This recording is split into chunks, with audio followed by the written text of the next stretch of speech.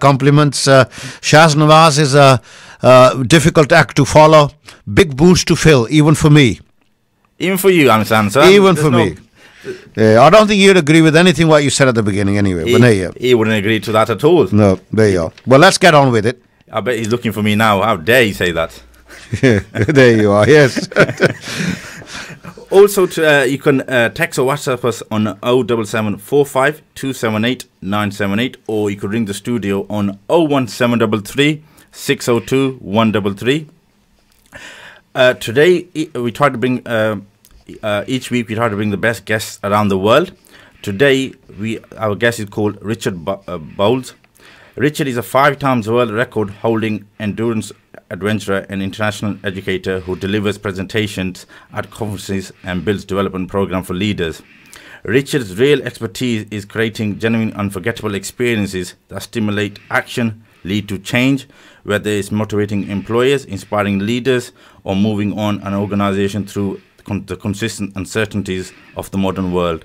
Richard Bowles will create the experience that encourages action. Hi there, Richard.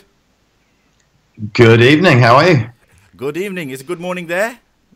It is indeed 6 a.m. here, and I thought with an introduction like that, I've got a lot to prove. Oh, you have now. I'm sure you'll be able to prove that.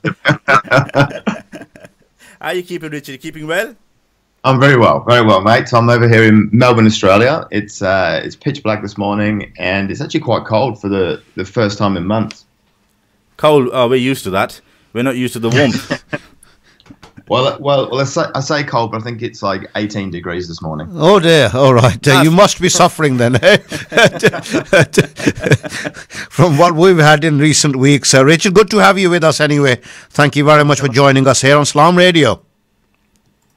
It's a pleasure. Now, Richard, thanks for joining us. Can you give us a little bit of a background about yourself, your claim to fame? You guys kind of summed it all up, but... Look, I guess my claim to fame is that I have ran mountain trails that span entire nations. So that's anything from 5,500 kilometers. So in miles, I've no idea. And the shortest I've done is 1,000 kilometers. And I do that independently all over the world, trying to be the fastest man on foot. So I average about 85 Ks a day with all my own belongings on my back. And I do know that 85 Ks a day is 2 marathons a day in some pretty hostile environments, and that's kind of my claim to fame. These days I do a lot of independent research on endurance, commitment, and dedication with a whole bunch of faculties here. So pretty well-known kind of psychologists across the country here in Australia, just to see how that applies to not just me as a runner doing these extreme adventures, but really to businesses and as you mentioned before, leaders. Richard, what was the most extreme marathon running that you have done so far? Well, it depends. I mean, it's always... As I'm really running it, sometimes just the environments or even the situations that you might get yourself into. I mean, if I said to you I've had a shotgun stuffed in my mouth by an angry farmer whose times I'm going to blow my brains out, that's pretty that's pretty extreme. I've been blown off the top of a mountain and tumbled 80 meters. What else has happened to me? I crossed a crocodile-infested river here in Australia as well. I've been caught up in snowstorms and avalanche zones and all sorts of crazy things. So these really are extreme adventures because I'm doing that on top of already being physically and mentally exhausted. What made you do this marathon running? How did it start? I'm just getting tired of thinking of 1,000 kilometers. It's exhausting. Look, I kind of fell into it in some ways. I was in a corporate sales career before I went off to be an adventurer, and I'd worked my way up to be in a senior management position, and I was taking a lot of clients out on dinners and lunches and stuff, and I was becoming big. I was becoming a bit of a big fella, so I decided to get myself a personal trainer, and really that's where it started, and now I'm running these trails all over the world. Also, you moved to Australia Before you moved to Australia, I take it you were, I mean, reading about yourself, you used to live in Leicester? I did, yeah. Which most people think I don't sound like I come from Leicester now. No, you don't. At all. How long does it take to adopt an Aussie accent, basically? I mean, it's funny you say that, because I went for a hike in the mountains here with a guy from where's he from actually? He was a Geordie, and he's been here for a while now. But he sounds like he's straight out of Newcastle. He sounds exactly the same. I mean, I've been here for 18 years, so I've been here for the best part of my adult life. So I think that's a long time, and of course you just convert without even knowing it. And of course, there's more to your life than just running marathons. Absolutely, way more than that. way more than that. You're a very busy man. Okay, let's talk about some of your other interests. Just give us a snippet of that, and we can actually develop our conversation to inspire and empower our listeners here on Salaam Radio. Yes, please. I'd love to do that. Hey, look. It didn't stop at just the marathon running stuff for me, because I wanted to be able to give back to others, and as I said before, coming from a sales career, I could draw parallels between the success I had in sales, or the success I had in business, I should probably say, versus the success I had at setting some world records. A lot of the same principles applied. So I decided that I'd take 12 months out of my life, and I practically sort of flew around the country here and sat down with a whole bunch of psychological experts, and some of the top universities here. And I've just actually finished co-authoring a paper on one scientific study, but really just delving into how this everyday guy has really achieved some of the things he's achieved, meeting me, of course. And I just saw so many parallels between that and business. And as I said at the start, now I really focus on how do we move people forward? How do we repeatedly take action? Because I think that's the name of the game. I think the word is action, and if we can repeatedly take action in the face of our fears and our anxieties, and when we're tired and when we can't be bothered and all those things, then ultimately we get to where we want to be. Absolutely, and you got to feel inspired, don't you? Really, and you've got to, take risks as well. When you decided to take this step, basically, must have sounded like a huge risk for you. A huge risk. Of course, there's a huge amount of fear going into these things. It's not just a quick decision to say, okay, I'm going to go and run 5,500 kilometers across one of the longest mountain ranges in the world and perhaps die. That's just not something that most people are ever kind of dream up. You're right there, Richard. Yes, there's a huge risk involved in trying to secure your goals. You have a big goal ahead of you. Well, Richard, what makes good leaders? The fundamental insights about commitments that make leaders. It's funny about leaders. There's lots of ideas around good leadership, and I think leadership has to start with yourself. Meaning that if you're going to lead other people, first of all, you've got to be able to lead yourself. And I think too many people are not able to lead themselves. And self-leadership really comes down to influencing your own behavior and your own emotions. So you can take action. I think people are going to. I believe that people follow people that are very action or orientated, and I think that in itself, when people take action in the face of fears and challenges and the unknown and the uncertainties within an organisation, that people feel empowered, inspired by that person. But in your own personal experience, was there any fears that made you take action? Well, no, because if anything, fear doesn't make you want to take action, right? Because we fear everything. We fear change. We fear the unknown. We fear pretty much everything in our everyday lives, and really most things always come back to fear. Anything you're struggling with now generally comes back to fear, nearly always in some way or shape or form. So look, it's I didn't don't do things based on fear. In fact, it's almost completely the opposite, because, as I said, like when fear comes, you don't want to do anything. And that's when people either slow down, take a different direction or a longer route, or at worst stop altogether. So really, I'm not driven by fear at all. In fact, I'm a very action-orientated person. I'm a big believer that we know pretty much most of our own limitations, and when we might have fears, the things that does scare us. And if that's the case, then we need to put a strategy in place to overcome those things when they will happen in the future. Also, from your own experiences, what are the most common things that usually go wrong? What frequently goes right? And the different methods.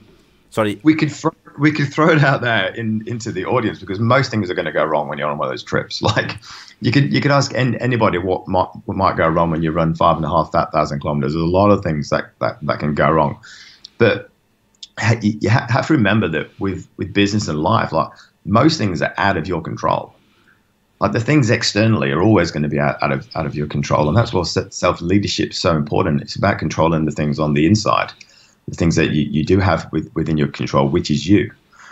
So I really focus on what might go wrong for me internally as I'm heading towards the opposite side of this range, mountain range. And those things are going to be things like, well, I know at some stage I'm going to feel like I want to give up. I'm going to be tired. I'm going to feel sore. There's probably going to be some scary situations that come up.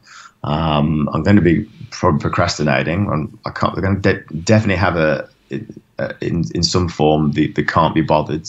I'm going to feel uncomfortable. So they're all the things that I definitely know for sure is going to happen. And I think if I said to anybody, what sort of things do you think might come up if you ran 5,500 kilometers? They're going to probably say the same things. Like, I'm going to feel no way, I can't be bothered, I'm terrified, I'm sore. And because I know those things are going to come up, they're the things I actually prepare for. I can't prepare for a farmer with a shotgun. I can't prepare for electric fences. I can't prepare to be followed by wild dogs. I can't be prepared to be shot at by drug lords. I can't prepare for those things. I can't even imagine or dream up those things. But what I can prepare for is those inner feelings that stop me from moving forward every single day. Also, as business owners, what methods or techniques can they use to help them to access their full potential? Well, I think it's about, look, as I just mentioned, it's you've got to get up in the morning and think to yourself, what's going to stop me today getting to the end goal? Like today's goal, this morning's goal, or the bigger goal that you might have set for yourself. What is it that's inside me that might stop me doing that this morning? I mean, that's really what it's about. And you know the things, you know the times when you have sticking points, or you procrastinate, or you find yourself trying to be inspired on YouTube or something else. Like, you know those times. And you kind of, if you think about it, you kind of know why they happen. So it's really about thinking, well, when that happens, before that happens, rather than when it happens, you need to think about a solution. Because the problem is we're not very proactive. We're always reactive to stuff. So we get to that point where we can't be bothered, or we've got to make a decision, or there's a customer we've got to speak to that we're terrified of, and we don't want to make that call, and it's all too hard to do it then. So the important thing is to think about it in the future and take action. I suppose what you're saying, Richard, is that you always got to have a plan B as well. Because things are not always going to go according to your first aim. That you want to achieve something, you will have certain obstacles, etc. But you've got to be able to react to them, and react to them very quickly with a plan B. Yeah, not quite a plan B. It's really it's just a plan A. It's having a mental plan that runs along the side of your business plan. Because the problem is we like to plan for everything as humans, right? If you think about it, you have business plans, sales plans, marketing plans. And then we have meal plans, exercise plans. We even make holiday plans, weekend plans. But we never plan for the one thing that will undo a well-made plan. And that's our own psychology. Right. Plans these days are so like bulletproof. I mean, if you think about if you think of a plan these days, it's built on so much data. We have access to so much data. We have access to data from anywhere in the world across any demographic, live at any one time.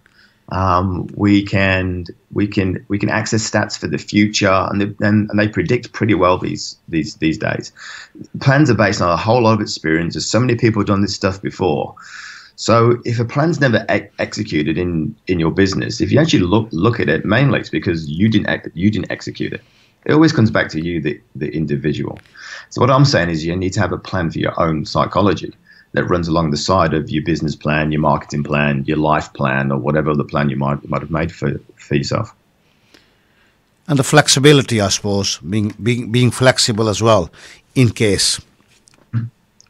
Of course, because a plan will change, right? I mean, we know that because they just have to adapt to the changes within the marketplace or anything else that might happen. But what I'm saying is that you need to plan for all those things in your mind that will slow you down and stop you. And as I said before, most of that stuff always comes back to fear. The fear of doing things, the fear of change, the fear of the unknown. And if you can think of a strategy to overcome your fears, then you're really a massive step ahead of the game. Trying to think outside of the comfort zone, I suppose. That's something that we have to learn to do, basically. I mean, what he said earlier, Richard, and I'm sure that a lot of our listeners of Salaam Radio, from humble backgrounds, etc., you took a big step as well. But there is this fear of unknown. Dealing with that, you say is very important. But people can. You can achieve. You can achieve, and that's what your message is, I suppose. Yeah, totally. I mean, I'm an everyday guy. I'm not Superman. All right. Yeah. I don't wear my underpants on the outside of my dress. I am just an everyday guy, and people think that what I've done is kind of crazy and freaky, but it's amazing what can be achieved when you put your own little plan in place for your own mental setbacks.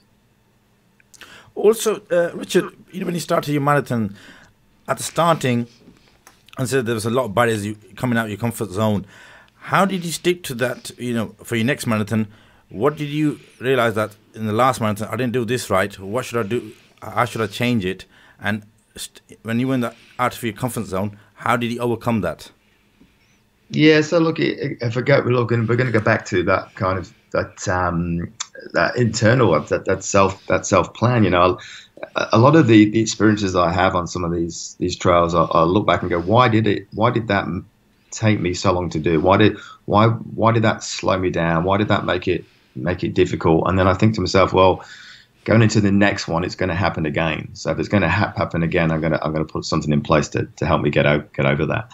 And it can be something very, very simple as getting up each morning inside a tent, knowing that you've already ran 4,000 kilometers. So as you can imagine, you're pretty exhausted.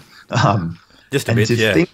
And just to think to get out of that tent and run 2 marathons again back to back over some pretty gnarly terrain, still knowing you've got another 1,500 kilometers to go to the finish line or to my end goal. I mean, that's pretty overwhelming. In fact, that doesn't make you want to get out of bed in the morning. Now, because I know each morning that's going to happen, like I know I'm going to struggle each morning. I think, forget this. I'm just what's the point? The hardest thing for me to do each morning is to put my shoes on. If I put my shoes on, everything else flows. God. So my strategy then is that the night before is to go, well, when I feel that feeling tomorrow morning, which I know I'm going to feel, all I'm going to do is put my shoes on. And I can put my shoes on while I'm still in the tent, while I'm still lying down. That's going to be the easiest thing to do. But in theory, it's actually the hardest thing for me to do normally. But what I do is I'm proactive and I go, well, when I feel that feeling is like overwhelm and there's no way I can do this today, I'm just going to put my shoes on. It's the only thing I'm going to do. And that strategy and that strategy alone has made me run thousands and thousands of kilometers back to back to back, day in, day out for months. Maybe not the best analogy to draw, but the first step, putting your shoes on, is probably the hardest one, as you say. Yeah, well, it is. Look, I guess in everyday life and business, it is that it's always that first step. it's always that first steps that's the hardest. Even if you just take the example of going to the gym first thing in the morning, the hardest part is just getting out of the door and going to the gym. That's the hardest part. The rest is actually really to that. Yes, you're absolutely right. Yeah. So it's really just about point of getting yourself a bit of a strategy in place. Is what's going to help me get out of bed tomorrow morning? Because you know tonight that if you're going to go to the gym tomorrow, that you're going to wake up and go, I can't be bothered. You know that. So if you know that's going to happen, then the smart thing to do is go, okay, well, what would be something that helped me get over that? That first step and that hurdle. I mean, in Australia, people are, from what we see, they're very sporty, aren't they? They're very fit. But we here in the UK, we're probably a bit lazy. We often talk about people being obese, lack of exercise, etc., and how much is costing our NHS basically to deal with the symptoms of that basically. So I suppose getting involved, taking that small step is good for your health as well. Makes you feel much better, not just physically, but mentally as well, as you say. Yeah, totally. I mean, of course, it's going to be. It's always a good thing, and I think most people understand that fitness is good for you. But don't get the Australia thing wrong. As much as you might see all that stuff on Home and Away and Neighbours and all those dance shows that nobody even watches here. I think Australia's we got like the highest obesity rate after the US. Oh right. Oh dear. Right. Yeah. I find them very sporty because they're just always in any sport that you see, cricket, football. They're probably not that brilliant, but they do reasonably well. Rugby. Considering, but rugby, tennis, there's always somewhere, in track and field events, etc. They always have people competing in every sphere of sports, basically, and that's what I find remarkable. Absolutely, and that's probably a 1,000 people over the 26 million population, though. Oh, yes. Okay, I mean, just moving back, really, in terms of inspiring our listeners here on Salaam Radio. Just going back, you said that you're just an ordinary guy, and you just took that step, and the world has changed for you. We're just coming towards the end of the first segment of the program. In terms of, any words of encouragement, words of advice, people have been thinking that they can do better than what they're doing at the moment. They can make a change, but they haven't been able to take that first step, as you say, because of fear that things may go wrong. Well, I think you answered the question within the question there by using the word thinking, and it's about stop thinking. All right. People think too much. Should you make it simple?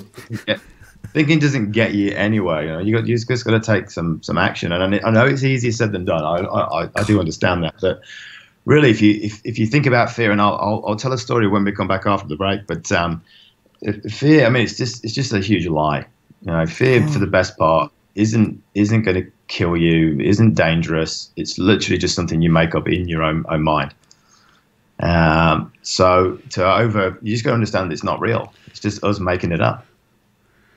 Also, there's a quote that you have used: "Time is fear's favorite food." Absolutely, yeah. So if you think about fear, something you're scared of, the more you think about it, the scarier you become. You start making all sorts of stories up and crazy things. So if you give fear time, then of course it just gets worse and stronger and stronger and stronger to the fact that you just don't do anything at all. So if you've been thinking about doing something for a while, but fear's holding you back, that's been your problem, is that you've just gave it time. And that's why I said before, stop thinking and start taking some action, because that's the only way through it. It won't go away. It never does. It affects every single person on the planet, no matter who you are. I speak on stages every week, and before I get on stage, I'm still terrified every single time. That never goes away ever. But because I'll tell myself all the stories and all the reasons why I shouldn't be on the stage, and that I'm not good enough, and perhaps this message isn't powerful enough, and this audience is different, and all those things. And I'm just telling myself lies. So rather than give it time, you just step straight into it. Also, when you're in fear, is it good to have some positive thoughts about yourself? What the positive outcome will be. Well, I don't think positive thinking really works if you think about it. I mean, And there's actually some research on that too. Actually, that positive thinking doesn't actually work. In fact, if you get up tomorrow morning and say, "Come on, Richard, just come on, you can be positive today. You can get to work. You can do this." Research proves that if you're still doing that by 11 o'clock when you get into work, you feel worse about yourself than you did before you got out of bed. So, positive thinking doesn't actually work. We'll come back to that, Richard. We're just going on a break now, and we'll be joining back in 5 minutes. Good stuff. Talk to you in 5 minutes. See you in 5 minutes. Bye.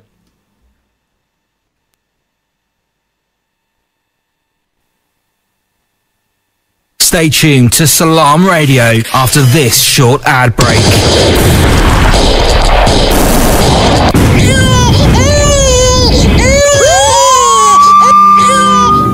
In just 2 weeks, the death toll in eastern Ghouta has reached over 1,000. Violence and airstrikes continue to devastate life, leaving people without the basics they need to survive. These are desperate times for the people of Syria. Join Human Appeal for a live appeal in aid of the people of Ghouta on Salaam Radio 106.2 FM or online at salamradio.co.uk.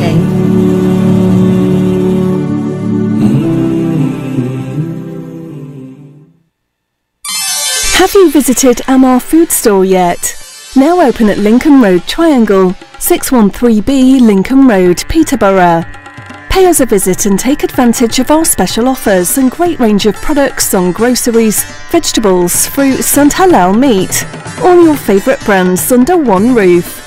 We take payment by card, have free customer parking and offer a free local delivery service.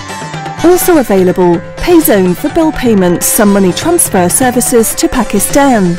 Amar Food Store and Halal Meat. Now open at Lincoln Road Triangle. Call us on 01733 68 73 74. High in quality, low in prices. Third world and developing countries are home to some of the most vulnerable children on the planet. Medical aid and access to clean water are just some of the horrific challenges faced by orphans across Africa and Asia. Children of Adam, a Peterborough charity, need your help to bring aid to these orphans for just £25 a month. To sponsor an orphan or assist with other projects, please call 0300 321 0032 or visit www.childrenofadam.net. Do you own a restaurant or takeaway? Cater Fair is an expert supplier of new and used commercial catering equipment. Visit caterfair.co.uk for quality equipment on sale at the lowest prices, or call us on 01733 310 115 or visit us at 11 Royce Road, Fengate, Peterborough. Need a great place to chill out? Look no further than The Lounge for quality food and drinks at a great price. Try our varied menu: pasta, seafood, burgers, grills, salad, soup, rice and sides. Also hot and cold drinks, milkshakes and mocktails. Leave room for our exquisite desserts. The Lounge, 417 Lincoln Road, Peterborough. Call 01733 709 306 to order for delivery. The Lounge, friendly service with a great atmosphere. Gems and jewels, wise sayings, interesting events, and moral lessons from Islamic history. Choosing a husband. A man asked Hassan ibn Ali, radiyallahu anhu, I have a daughter, and people have proposed to her. So to whom should I marry her? He said, marry her to one who fears Allah. For if he loves her, he will honor her. And if he hates her, he will not wrong her. This is Salaam Radio, Peterborough's Muslim community radio. Broadcasting on 106.2 FM and online. Assalamu alaikum and welcome back to the Empire Hour with me, Ansar Ali. And Mohammed Asib.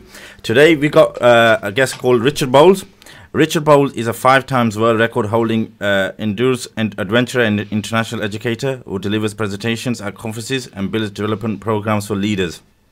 Richard's real expertise is in creating genuinely unforgettable experiences that stimulate action and lead to change, whether it's motivating employees, inspiring leaders, or moving an organization through the consistent uncertainties of the modern world. Richard Bowles will create the experience that encourages action. Also, if you want to text or WhatsApp us, please do on 077 45 278 978, or please ring on the studio number 01733 602 133. Hi Richard, welcome back. G'day. Richard, as you were explaining beforehand, positive thinking, that doesn't get you anywhere. No. Okay.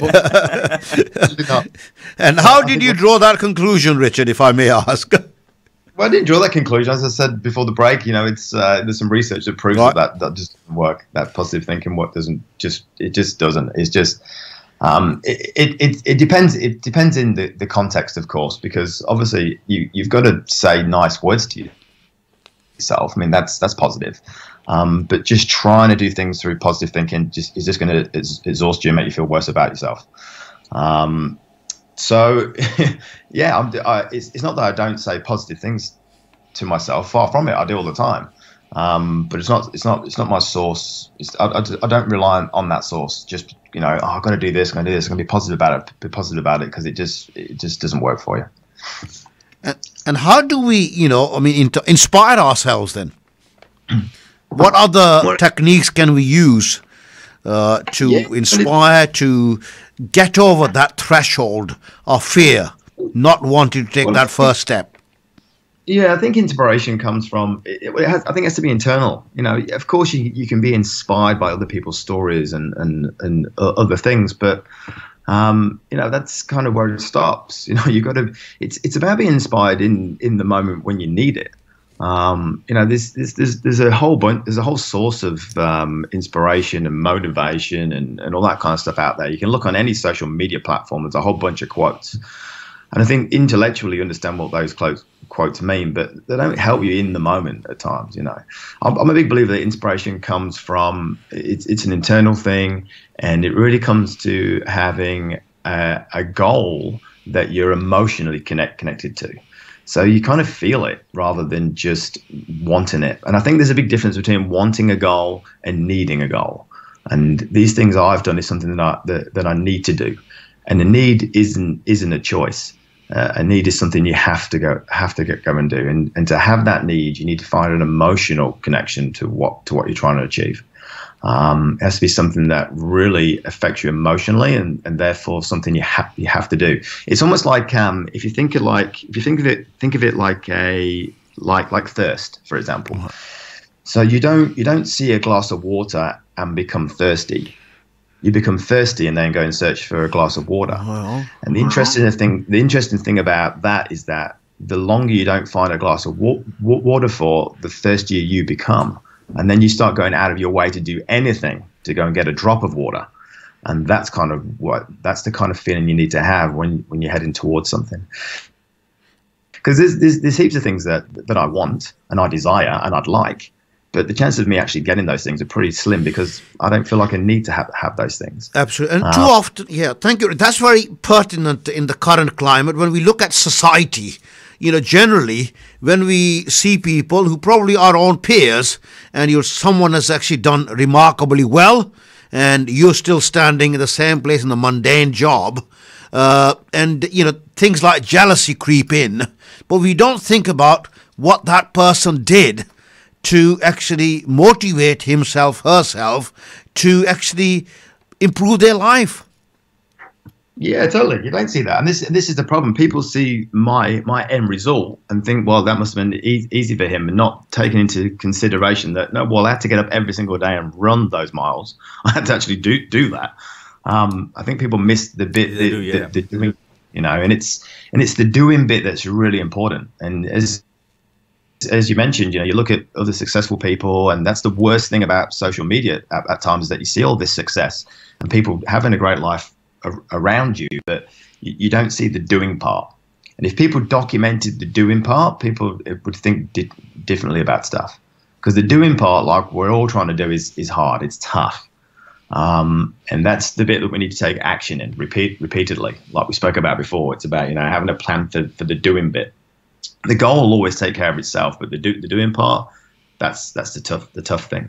I want to also talk about this idea of passion, because I think particularly in my field, every platform I speak on around the world, I'm always obviously sharing it with different speakers, and a lot of people speak about passion, and that you need to have passion to be able to achieve some of the things you want to achieve. Now, I'm not saying that that's not important, because it absolutely is. I mean, I think if you've got passion, fantastic. But I don't think it's the be all and end all. And I think, again, we get caught up in this idea that we've got to be passionate about this, but no one's really passionate about the process, because the process is tough, right? Like I'm not passionate about running. Now, most people think that's crazy, but what if you think about it? If I told you I was passionate about beating myself up every day, being out of breath, getting chafe, falling over and scraping my knees, not breathing properly, not feeling thirsty. Exactly. There's no passion in that. That's just crazy, weird stuff. You think I was a weirdo. So am I passionate about the end result? Yes. But ultimately, I'm never going to be passionate about the work part. And that's why I'm not a big fan of this saying around, if you work your passion, you'll never work another day in your life, because there's nothing wrong with the quote. The quote's right, but people pull it out of context. And therefore, we think that every day of our lives, we should be doing things where we're really passionate and happy and really excited and motivated and positive about it. But that's impossible. And it's the work bit that's the hard bit and the crap bit. No matter, I've got a friend who's a personal trainer. He loves his job, and he says, I'm passionate about it. I said, well, you were just whinging last week that you hated doing all the paperwork and all that stuff. He goes, yeah, I hate that bit. I said, but that's work. That's part of the job. Right. So, you know what I mean? So it's a bit of a myth. You can't enjoy it all of the time. I mean, here's another example, right? You get up in the morning and you we wake up passionate at times. Everyone's got a passion. I can wake up passionate on one of these runs until a farmer shoves a shotgun in my mouth, and then what happens to my passion? Right? It goes to zero instantly. And so passion is not going to help me get through that sticking point. And I think this is the problem that we often have. We think that we lack passion. No, you don't lack passion. It's just that moment right there, passion ain't going to help you. Motivation is not going to help you.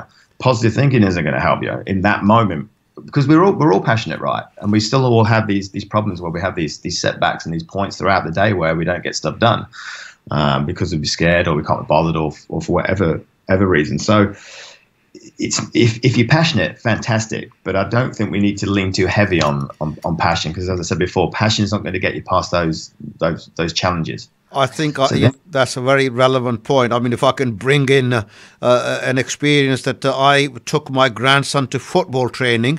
He's only 7 years old, but when I've been watching him, he's quite small, but he actually falls over very quickly, and he's on the floor. And I said to him, look, Hashim, when you're on the floor, you're no good to anyone. He's very passionate about football. He wants to go. He wants me to be there early to take him there on time. And I had to say to him, I said, look, while you're on the floor, you're no good to anyone. I think, one can relate to what you just said. You got to get up and go, basically. You got to do. You got to be the doer. Yeah, totally. I've got a quote where I say, to reach your dreams, you have to go through your nightmares. Yes, absolutely. You know, people often think about the dream, but to get to the dream, you have to go through your nightmares. It's the rubbishy stuff. Because as I said, we all wake up passionate. We all wake up excited. We're all ready for a good day ahead, and then ultimately something hits your desk. Yeah. You go, oh, what? Or someone annoys you in the car on the way to the office. There's a whole bunch of things that can happen, and then that's gone and it's lost. And then what happens? You have the same days you had yesterday where you don't get much done, and you overthink it, and I don't want to make that phone call, and I don't want to do this. So it's coming back to having that plan for yourself. Like what happens in those moments when I'm not going to have passion? what do I need to do when that situation arises? And it's about thinking about those things in advance. And we know the things that slow us down, make us take a new direction, stop us all together. We know, no matter how old you are, of course you've had a lifetime of experience, right? So, if you're 40 right now, like me, I've had 40 years of experience. I'd like to think I know myself quite well, at least for all the things every day that stop me and scare me and stop me from doing stuff. So in that case, if I know that, then I need to do something about it. Otherwise, it's going to continue to be the same Groundhog Day of me not getting stuff done. Absolutely. And I suppose there's, a question to you. Too often, we, just don't want to, as I said earlier as well, take that first step.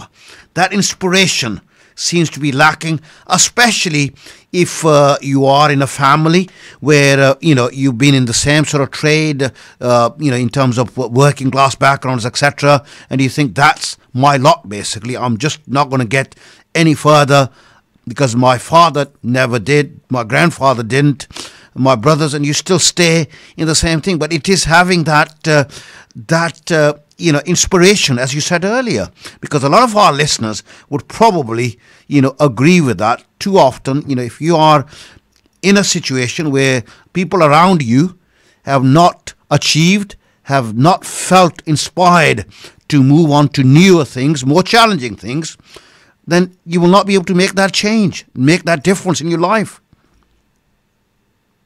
Yeah, absolutely. I mean, it's just a thought process, right? I mean, in some ways, maybe in some ways Australia might have helped me move forward. And I'm not, well, actually, not Australia itself, but I think me just upping and leaving at 19 years old from England and coming here, I think that in itself was a big step for me. And then you realise that it's the same here. It's just that the weather's better. Right. And the food's better. And the people are better. No, it's not. Oh, come on. We're not that bad in this country. Richard, I'm not going to...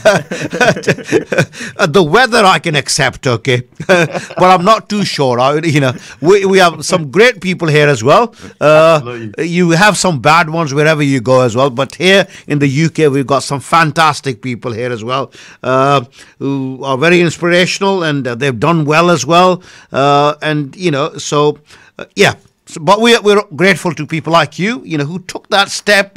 And I suppose when you take that step, and you said at 19 years of age, that bold step, going into the unknown, something new, something different, and you got to survive and get ahead of yourself. Just take us through that. Those early years at the age of 19, what was going through your mind? Yeah, well, see, I've got no family here, so it was a solo kind of journey. I mean, originally, at 19, I did a solo backpacking trip around the world. I booked some tickets. It was a round the world ticket, and basically, I flew into Bangkok, and had nothing, and didn't book accommodation or anything. I just worked it out as I got there. But for me, it was really about it's something I needed to do. And we mentioned this before. For me, it wasn't about. I just felt so strong about it that I had to go and do it. I was kind of pulled in the direction of just going traveling, living somewhere else, going overseas. For a long time, I'd had that inside me that I just knew I wanted to be somewhere else. I didn't even know it was going to be Australia. I just knew I needed to go somewhere else for whatever reason. And what I did is, rather than trying to battle with that and let my own head get in the way, I just went with it. I went, well, the feeling's there. And I think we all have that feeling, don't we? We all have that feeling that we know the things we should be doing, but for whatever reason, we let our brain get in the way and stop us from doing it. I mean, you said talking about that we think too much. But sometimes, do you think that we dwell on too many things which are negative, basically? That, why we shouldn't do something rather than why we should do something, basically. Like you said, that you took that step, you wanted to do it. You wanted to do that, you want to take that step. But too often, we spend a lot of time telling ourselves that if we did that, things may not go according to plan. They may not go right or whatever. And we're always trying to stop things from happening, stop from making that change. Is that something that is stopping us from getting ahead in life? Yeah, well, look, it actually dwelling's I'm glad you used the word to dwell on something because dwelling it can actually be a benefit, believe it or not. But it's only a benefit if you believe in the goal itself. So what happens if you don't believe that you can achieve the thing you set out to do? Maybe deep down you don't really believe that you'll ever do it. Dwelling on it it just makes it worse, right? So you're never going to do it. You build up all sorts of reasons why you shouldn't do it because you really dwell on it. But on the flip side, if you have something that you know you can achieve, like I really can achieve this, dwelling on it can actually help you.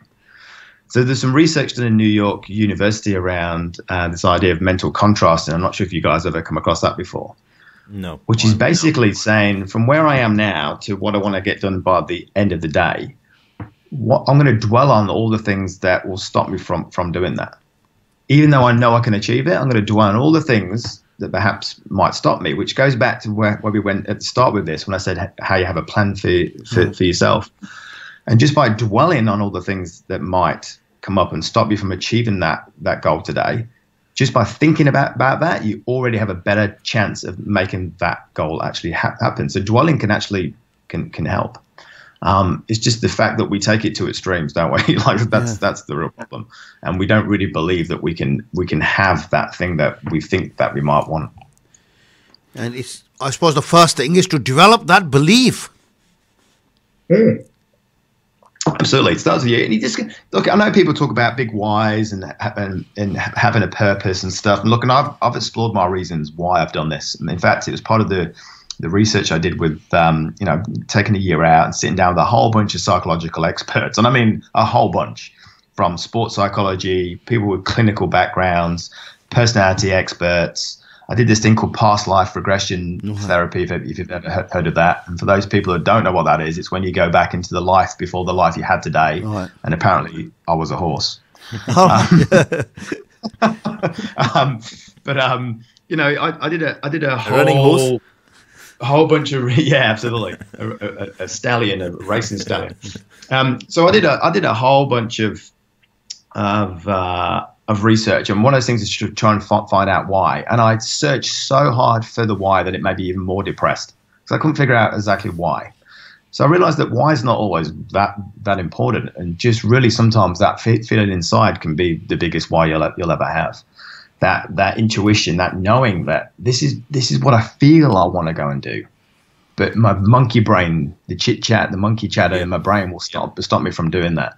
So it's really about acting on that feeling rather than acting on the actual thoughts. Also, as you said, this journey you made it on your own, but would you recommend a mentor for business owners? Absolutely. I mean, actually, well, yeah. You see, even though I do these things in isolation, I have a massive team of people behind me, and sometimes that team of people are not even on the ground. They're not even there. I hold myself massively accountable to other people, like massively accountable, and I use this idea of having like a funnel where I'm at the bottom of the funnel, so it's me there in isolation, and again, research proves that if it's just you trying to achieve something, then that can be kind of hard. But if you have somebody else that you're accountable to, meaning a mentor or a manager or somebody else, then you have, let's say, a 2 times chance of making something happen. But what happens if you start loading up that funnel? So for me, it starts with me, and then I have my partner. And then I have my family and friends. And above that, I'll have the charity I'm doing some work for. Then I'll have the people that sponsor me. Then the people that fund me, a whole online community. And the list goes on. The funnel gets bigger and bigger and bigger. And that adds a tremendous amount of weight on top of me right at the bottom, to the point where I feel almost obligated to carry out what I said I was going to carry out. So much pressure that I just feel that I've got to do it now because I said I was going to do it. And all these people are holding me accountable to that. Now, when I speak to leaders about that, they go, well, I have too much pressure as it is, mate. I don't want any more pressure on my back. I'm really under the pump. I'm massively under pressure for this particular job. And I said, well, what happens if you flip that funnel upside down? It becomes a mountain, and now you're on top of that. The same people are still there, but they're all underneath you, holding you up and supporting you. So I use this idea of moving from isolation to an association of people, because they're really going to help you get stuff done. Not only will you feel accountable, responsible, and that's the word I used before, I can't remember now, but not only are you going to feel accountable, you're also going to feel supported and nurtured, and you can validate your ideas. So I have like literally thousands of people that mentally I hold myself accountable to. And when I have those moments where I don't want to move forward anymore, I think about all the people that would be like, "What? You're not going to do that? But you said you were going to do that." So I give myself layers of people to try and break through, because I think if it was just me and one support person, I could still say, "Nah, that's all right. I'm done. I can't be bothered to go any further now." But then there's another layer of people, because then there's our friends and family, and there's another layer of people. So there's a huge amount of layers of people that are going to keep me in line and just keep me on the straight and narrow. That's the aim anyway. Absolutely. Always. It's about surrounding yourself with people who will also, be honest, give an opinion, not just accountable, but support you as well in achieving your goal. Yeah. The same people. Look, if someone's going to hold you accountable, and they're a nice person, right? That means they're there to support you. Yeah. They're not just there to hold you accountable and twist your arm, push you forward, but they're also there to support you. They wouldn't be holding you accountable if they didn't care. Also, Richard, I take it that you, looking at your website and so forth on there, you do like reading. What is a book that stands out for you, and what would you recommend to the listeners? Reading. Actually, it's funny. I don't like reading. You must hate it then. Should we be reading about these things to inspire us? Look, mate, you should be. Look, the only thing I can read is what's it called? Cartoon mags. The what they call them, the Beano and stuff, and the Dandy. All right. Yeah. A comic. That's the word. Yeah, comic. Yes. Comic.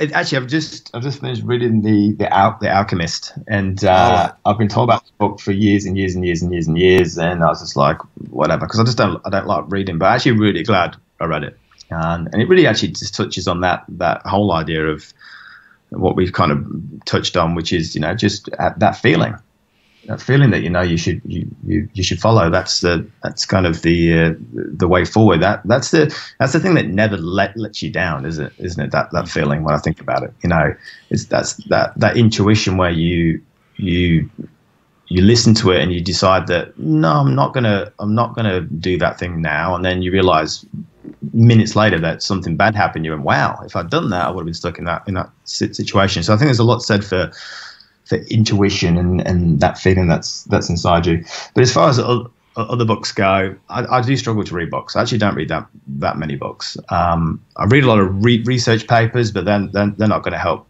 your listeners at all. And finally, I suppose, just linked to that question, Richard, in terms of looking to get that motivation, how do we develop, as an individual who just feels fairly content, but other people are getting ahead, of me? How does one inspire oneself to have goals, to take that next step, basically? If it's not reading, is it finding role models? Is it associating oneself with people who are also want to go and get ahead, basically? What is the recipe? If we can advise our listeners of Salaam Radio, what is the first thing that we should be looking? I think there's one thing. I think that's why it becomes a little bit complex in sometimes. I think it's this. You remember that success is, there's a whole multitude of things on that. It's not just one thing. Nobody just does one thing. I could say you got to be consistent. Well, that's just one thing. Uh-huh. You've also got to be dedicated, committed, passionate, motivated, positive. Even though I said those things are not always that great, you need all of those things. It's like a cake, right? You can't just make a cake with just the flour. You need the eggs, you need the butter, you need the sugar. There's so much things that go into that. And sometimes you have big quantities of it, sometimes you need small quantities of it. So to pick one thing to help somebody out is really hard. I think the only advice I can give is that it has to start with you. There's nothing externally that's going to help you. It's always going to be it. Finally, we're running out of time. The message is your destiny is in your own hands. Look inside yourself, because you have all the answers for everything you'll ever need, not the internet. And have the belief within yourselves as well. Yep. No, that's brilliant advice, Richard. Richard, thank you for joining us, taking your time out from Australia, and it's been great. And I'm sure the listeners have enjoyed themselves. And inshallah, we will come back next week on Tuesday at 7 for the Empower Hour. And any questions for next week, please let us know. Thank you. It's been a pleasure. Thank you very much. Thank you. Thanks, guys. Thank you, Richard. Good night. Good night. Have a good day. Bye. Thanks. Have a good day in Australia.